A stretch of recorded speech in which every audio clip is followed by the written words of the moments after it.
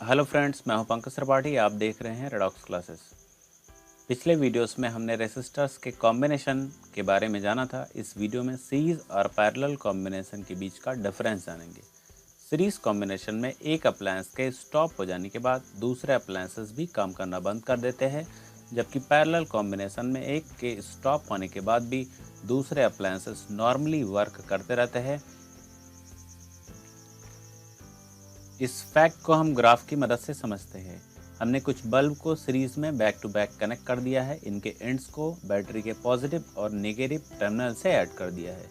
Switch के on करते ही electric current positive terminal से निकल करके सारे बल्ब के अंदर से होते हुए बैटरी के नेगेटिव टर्मिनल तक वापस आएगी। इस तरह से यहाँ सर्किट पॉजिटिव टर्मिनल से निकल करके नेगेटिव तक एक कंप्लीट साइकिल क्लोज्ड कर्व बना रही है, और इस केस में सारे ही अप्लायंसेस काम करेंगे, तीनों ही बल्ब जलते रहेंगे।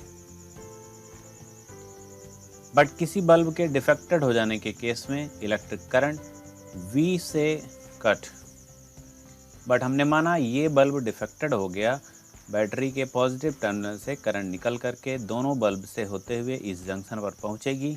करंट आगे रास्ता नहीं पाएगी बिकॉज ये बल्ब डैमेज है और ये अपने थ्रू करंट को पास नहीं होने देगा। इस तरह से करंट का सप्लाई इस बार इंटरप्ट हो गया और तीनों ही बल्ब इस कंडीशन में काम करना बंद कर देंगे एक साथ। जबकि पैरेलल कॉम्बिनेशन में बल्ब को पैरेलल ऐड करके इनके एंड को बैटरी के पॉजिटिव नेगेटिव टर्मिनल से जोड़ दिया गया है। स्विच के ऑन करते ही करंट जंक्शन ए पर पहुंचेगी और पहले बल्ब के लिए, दूसरे बल्ब के लिए और तीसरे के लिए करंट 3 हिस्से में डिवाइड होगी और इन तीनों बल्ब को ऑपरेट करा के इलेक्ट्रिक करंट बी पर फिर से ज्वाइन होगी। यहाँ फिर से आकर के मिलेगी, एक साथ ज्वाइन होगी। उसके बाद बैटरी के नेगेटिव टर्मिनल तक वापस आ जाएगी। इस तरह से यहाँ भी तीनों रेसिस्टर्स, तीनों बल्ब के लिए एक complete cycle close curve positive to negative बन रहा है। इस केस में तीनों ही बल्ब काम करेंगे। बट हमने माना ये बल्ब डैमेज हो गया, तब इस केस में इलेक्ट्रिक करंट पॉजिटिव टर्मिनल से निकल करके जंक्शन ए पर पहुंचेगी और ऊपर के रास्ते करंट नहीं जाएगी बिकॉज इस रास्ते में करंट का पाथ डैमेज है। करंट यहाँ से ना जा करके इन दोनों के अंदर से होकर जाएगी। बाकी दोनों ही बल्ब काम करते रहेंगे। ये तीसरा बल्ब जो डैमेज हो गया है वो उस रास्ते करंट नहीं जाएगी और वो बल्ब काम नहीं करेगा। अब हम अगला पॉइंट देखते हैं। इलेक्ट्रिकल अप्लायंसेस का सिर्फ सिंगल स्विच होता है, जिस वजह से उन्हें हम इंडिविजुअल ऑपरेट नहीं कर सकते, अलग से ऑन या ऑफ नहीं कर सकते। बट पैरेलल के केस में हम सारे अप्लायंसेस को अलग अलग ऑन ऑफ कर सकते हैं। इस ग्राफ की मदद से फिर से हम समझते हैं। सीरीज कॉम्बिनेशन में स्विच के ऑन करते ही करंट इस रास्ते से होते हुए नेगेटिव टर्मिनल तक वापस आएगी। इस तरह से कंप्लीट साइकिल बन रहा है और तीनों ही बल्ब एक साथ काम करेंगे।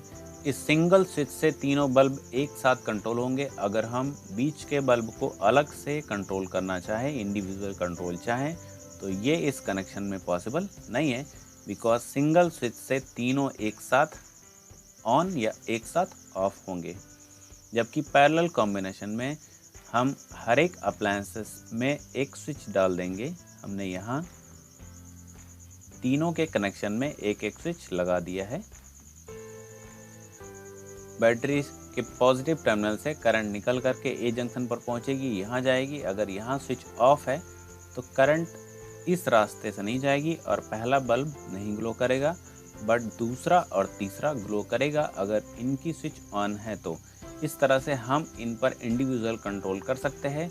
घरेलू वायरिंग पैरेलल कॉम्बिनेशन में की जाती है। यही रीज़न है हम फैन, टीवी, बल्ब, मोटर को अलग अलग ऑपरेट कर सकते हैं, एक साथ सबका कनेक्शन नहीं होता। अगला पॉइंट देखते हैं। Appliances do not get the same voltage 220 volt as that a power supply line. यहाँ पर सीरीज कॉम्बिनेशन में R1 R2 दो रेसिस्टर्स कनेक्टेड है। अगर हम ध्यान दें तो R1 पॉइंट A और B के बीच में कनेक्टेड है, R2 B और C के बीच में कनेक्टेड है। दोनों ही रेसिस्टर्स डिफरेंट पॉइंट के बीच में कनेक्टेड है, that's why they will feel different potential difference. R1 के क्रॉस V1 और R2 के क्रॉस V2 पोटेंशियल डिफरेंस हो जाएगा।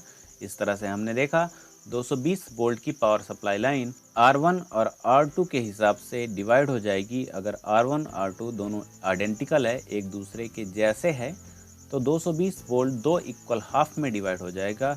R1 110 वोल्ट और R2 भी 110 वोल्ट फील करेगा। जबकि पैरेलल कॉम्बिनेशन में देखें तो R1 और R2 दोनों के एंड पॉइंट A और B हैं और दोनों ही 220 वोल्ट के बैटरी से पावर सोर्स से कनेक्टेड है।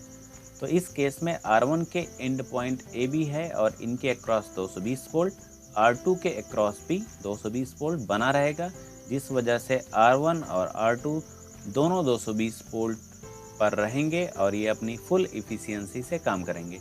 जबकि सीरीज कॉम्बिनेशन में देखें R1 और R2 को 110 वोल्ट मिल रहे हैं, इस वजह से वो अपनी इफिशियंसी उतनी नहीं दिखा पाएंगे जितना कि वो 220 वोल्ट पर दिखाते। यही रीज़न है सीरीज कॉम्बिनेशन में सारे अप्लायंसेस अपनी पूरी इफिशियंसी से काम नहीं कर पाते, because they don't get the actual voltage supplied by the power source. अब हम अगला पॉइंट देखते हैं। ओवरऑल रेसिस्टेंस यहाँ पर बहुत ज़्यादा हो जाता है, जबकि ओवरऑल रेसिस्टेंस यहाँ पर हाउस होल्ड सर्किट में कम हो जाता है। हमने 3 ओम के 2 रेसिस्टर्स को बैक टू बैक सीरीज में कनेक्ट कर दिया है। इनका ओवरऑल रेसिस्टेंस कैलकुलेट करते हैं। सीरीज के केस में आर इक्विवेलेंट हमने बताया R1 plus R2 plus R3 इस तरह से होता है। हमने 3 ओम प्लस 3 ओम किया, R equivalent is equal to 6 ohm आ गया। अब हम पैरेलल का केस देखते हैं। 3 ओम के 2 रेसिस्टर पैरेलली कनेक्टेड है। 1/R equivalent is equal to 1/R1 plus 1/R2। Value put करेंगे 1/3 plus 1/3 is equal to 2/3। 1/R equivalent is equal to 2/3। Inverse करेंगे R equivalent is equal to 3/2। Divide करेंगे 1.5 ओम। तो हम देख सकते हैं 3 ओम के 2 रेसिस्टर सीरीज में कनेक्ट हुए, तो रेसिस्टेंस इक्विवेलेंट इस केस में 6 ओम आया और उन्हें पैरेलल में कनेक्ट किया तो 1.5 ओम आया। पैरेलल की तुलना में सीरीज का इक्विवेलेंट रेसिस्टेंस 4 गुना ज़्यादा है। अब हम अगला टॉपिक इलेक्ट्रिक पावर देखेंगे। Electric power is the electrical energy consumed पर सेकेंड। कोई भी इलेक्ट्रॉनिक डिवाइस 1 सेकेंड में जितना इलेक्ट्रिकल एनर्जी कंज्यूम करती है उसे उसका इलेक्ट्रिक पावर कहते हैं। इलेक्ट्रिक पावर का SI यूनिट वाट होता है, जिसे अल्फ़ाबेट के कैपिटल लेटर W से रिप्रेजेंट करते हैं। 1 watt is equal to 1 joule per second होता है। पावर का formula work done upon time taken होता है। अगर कोई LED बल्ब 5 वाट का है, दिस मीन्स इसे हम राइट करेंगे 5 जूल पर सेकेंड। वो इलेक्ट्रिक बल्ब, वो LED बल्ब 1 सेकेंड में 5 जूल एनर्जी कंज्यूम करता है।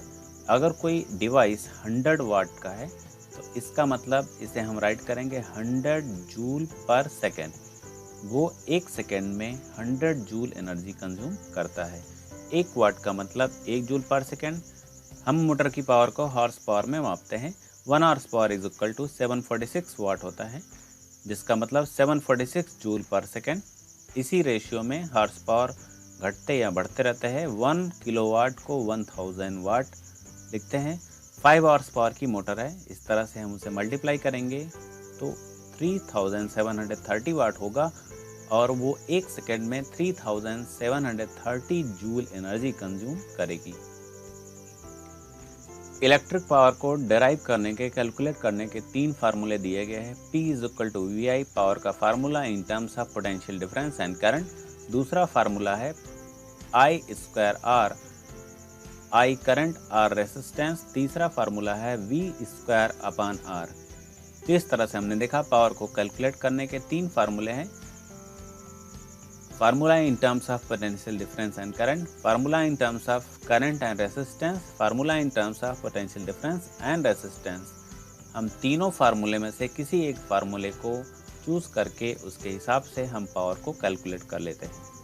किसी डिवाइस का पावर P है, उसे T टाइम तक ऑपरेट करते हैं तो एनर्जी कंज्यूम्ड का एक फार्मूला है, energy consumed is equal to power into time, जितने टाइम तक उसे ऑपरेट किया गया है।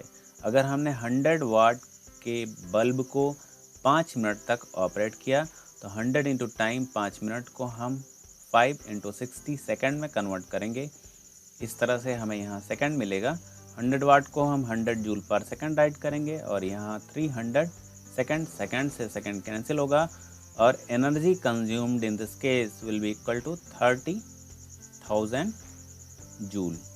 इस तरह से 100 वाट के बल्ब को हम 5 मिनट तक यूज़ करेंगे तो 30,000 जूल एनर्जी कंज्यूम होगी। और इसी तरह से एनर्जी कंज्यूम्ड का फार्मूला हम अप्लाई करके अलग अलग डिवाइसेस का एनर्जी कंजम्पशन कैलकुलेट करते हैं। अब हम पावर से रिलेटेड एक न्यूमेरिकल देखते हैं। What will be the current drawn by an electric bulb 40 watt when it is connected to a source of 220 volt. किसी भी क्वेश्चन को केयरफुली पढ़ने के बाद सबसे पहला काम होता है जो वैल्यूज दी गई है क्वेश्चन के नीचे सॉल्यूशन में हम लेफ्ट साइड में लिख लेते हैं। Power is 40 watt given, potential difference V 220 volt given, current हमें पूछा जा रहा है question mark. Power, potential difference और करंट तीनों को केयरफुली देखेंगे तो हमें पावर का formula in terms of potential difference और करंट याद आ जाएगा। P is equal to V I होता है, I is equal to P upon V होगा और इस फार्मूले में हम वैल्यू को पुट करेंगे 40 वाट अपॉन 220 वोल्ट। इसे कैलकुलेट करेंगे, I will be equal to 0.1818 ampere. इस केस में करंट 0.1818 एम्पियर होगी। अब हम अगला न्यूमेरिकल देखते हैं। कोई bulb 220 volt power supply line से कनेक्टेड है और ये 0.5 एम्पियर की करंट ड्रा करता है। वही काम हम करेंगे। V is given here 220 volt and I is given here 0.5 ampere. Power यहाँ हमें कैलकुलेट करना है, सीधा सीधा क्वेश्चन है। P is equal to V I write करेंगे। V है 220 इंटू I है 0.5। इस केस में हमारा पावर 110 वाट हो जाएगा। इस तरह से हमने पावर से रिलेटेड न्यूमेरिकल भी सॉल्व किया।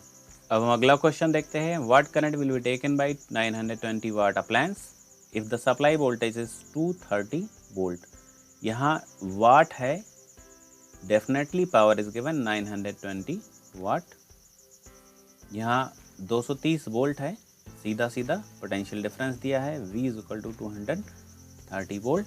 और what current will be taken, current हमें पता करना है। I is equal to question mark, power in terms of potential difference and I formula हमें मालूम है P is equal to V into I। इस फार्मूले से I की वैल्यू P अपॉन V होगी और यहाँ वैल्यू पुट करेंगे 920 अपॉन 230 और इसे सॉल्व करने के बाद हमें 4 एम्पियर मिलेगा। इस केस में current drawn will be equal to 4 ampere और हमने एक और न्यूमेरिकल सॉल्व किया। अब इस टेबल की हेल्प से कुछ इलेक्ट्रिकल अप्लायंसेस के पावर को हम केयरफुली वॉच करते हैं। ट्यूबलाइट 40 वाट, इलेक्ट्रिक बल्ब 60 वाट, इलेक्ट्रिक फैन 100 वाट, वॉशिंग मशीन 3000 वाट। इस तरह से अलग अलग पावर राइट किए गए हैं। हम इलेक्ट्रिक फैन और वॉशिंग मशीन के पावर का कंपैरिजन करते हैं। इलेक्ट्रिक फैन 100 वाट, वॉशिंग मशीन 3000 वाट। अगर हमने वॉशिंग मशीन को 1 आवर तक ऑपरेट किया और 30 पंखे 1 घंटे तक चलाए, इलेक्ट्रिक फैन इंटू 30, दोनों ही केस में इलेक्ट्रिसिटी इक्वली कंज्यूम होगी। अब हम देख सकते हैं यहाँ पर 3000 वाट के वॉशिंग मशीन को 1 घंटे तक ऑपरेट करने से उतनी एनर्जी कंज्यूम जाती है जितने 30 इलेक्ट्रिक फैन 100 वाट के 1 घंटे तक चलाए जाएंगे। इसलिए हमेशा हमें एनर्जी एफिशिएंट अप्लायंसेस को यूज़ करना चाहिए, because energy is the blessing for human being, क्योंकि ऊर्जा के ये स्रोत इंसानों के लिए वरदान है। इस वीडियो में इतना ही। कुछ नए टॉपिक के साथ एक नया वीडियो लेकर आऊँगा। तब तक देखते रहिए रेडॉक्स क्लासेस। धन्यवाद।